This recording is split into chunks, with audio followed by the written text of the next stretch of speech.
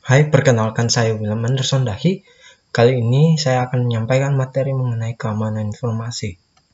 Materi pertama ialah kebutuhan organisasi akan keamanan dan pengendalian. Dalam dunia masa kini, banyak organisasi semakin sadar akan pentingnya menjaga seluruh sumber daya mereka, baik yang bersifat virtual maupun fisik, agar aman dari ancaman baik dari dalam maupun luar. Sistem komputer yang pertama hanya memiliki sedikit perlindungan keamanan, namun hal ini berubah pada saat Perang Vietnam ketika sejumlah instansi komputer dirusak oleh para pemrotes. Pengalaman di atas menginspirasi kalangan industri untuk meletakkan penjagaan keamanan yang bertujuan untuk menghilangkan atau mengurangi kemungkinan kerusakan atau penghancuran serta menyediakan organisasi dengan kemampuan untuk melanjutkan kegiatan operasional setelah terjadi gangguan. Keamanan informasi. Istilah keamanan informasi digunakan untuk mendeskripsikan perlindungan baik peralatan komputer dan non-komputer, fasilitas, data, dan informasi dari penyalahgunaan pihak-pihak yang tidak berwenang. Tujuan keamanan informasi. Keamanan informasi dimaksudkan untuk mencapai 3 sasaran utama, yaitu kerahasiaan, melindungi data dan informasi perusahaan dari penyikapan orang-orang yang tidak berhak. Kedua, ketersediaan, meyakinkan bahwa data dan informasi perusahaan hanya dapat digunakan oleh orang yang berhak menggunakannya. Ketiga, integritas. Sistem informasi perlu menyediakan representasi yang akurat dari sistem fisik yang direpresentasikan. Manajemen keamanan informasi. Manajemen keamanan informasi terdiri atas dua area, yaitu manajemen keamanan informasi yang meliputi aktivitas untuk menjaga agar sumber daya informasi tetap aman. Yang kedua, manajemen keberlangsungan bisnis yang meliputi aktivitas untuk menjaga agar perusahaan dan sumber daya informasi tetap berfungsi setelah adanya bencana.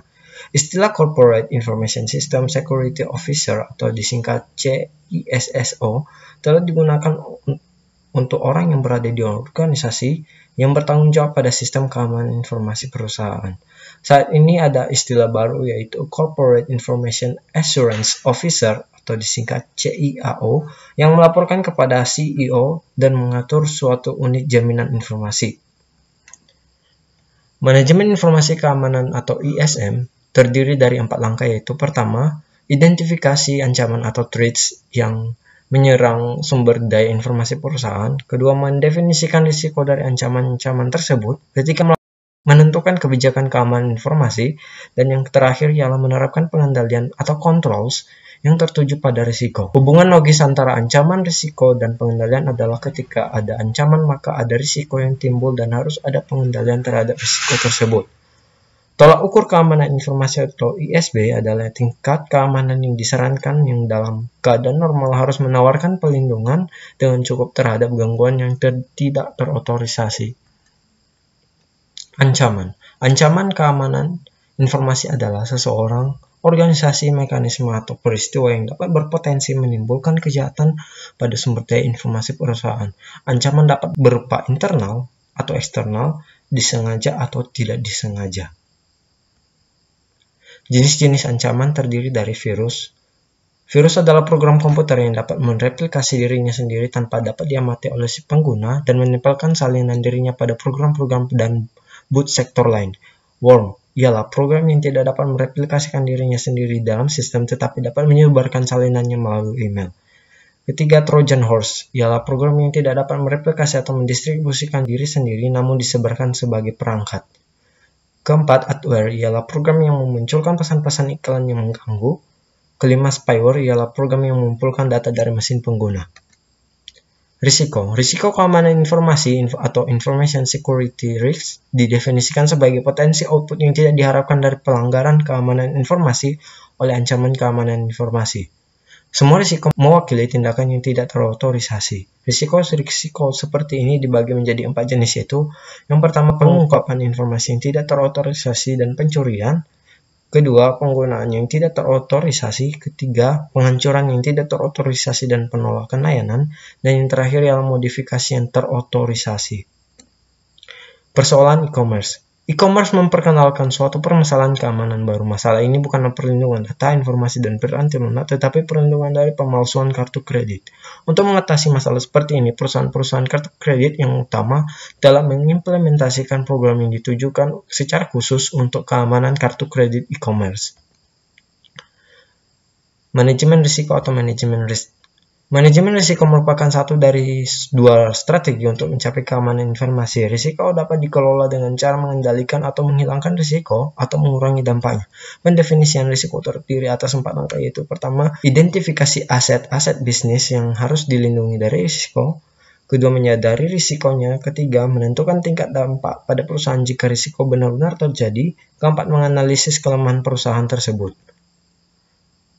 Kebijakan keamanan informasi. Suatu kebijakan keamanan harus diterapkan untuk mengarahkan keseluruhan program. Perusahaan dapat menetapkan keamanan dengan pendekatan bertahap, di antaranya itu fase pertama ialah inisiasi proyek, fase kedua ialah penyusunan kebijakan, fase ketiga ialah konsultasi dan persetujuan, fase keempat ialah kesadaran dan edukasi, dan fase terakhir ialah penyebarluasan kebijakan.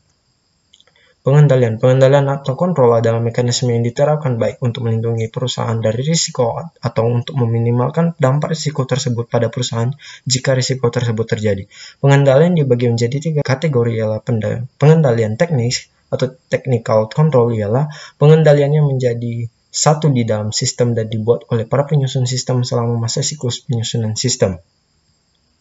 Kedua, pengendalian formal yang mencakup penentuan cara berperilaku, dokumentasi prosedur dan praktik yang diharapkan, dan pengawasan serta pencegahan perilaku yang berbeda dari panduan yang berlaku. Ketiga, pengendalian informal yang mencakup program-program pelatihan dan edukasi serta program pembangunan manajemen. Mencapai tingkat pengendalian yang tepat. Ketika jenis pengendalian teknis formal dan informal mengharuskan biaya karena bukanlah merupakan praktik bisnis yang baik untuk menghabiskan lebih banyak uang pada pengendalian dibandingkan biaya yang diharapkan dari risiko yang akan terjadi, maka pengendalian harus ditetapkan pada tingkat yang sesuai. Dengan demikian, keputusan untuk mengendalikan pada akhirnya dibuat berdasarkan biaya versus keuntungan. Tetapi, dalam beberapa industri terdapat pertimbangan-pertimbangan lain.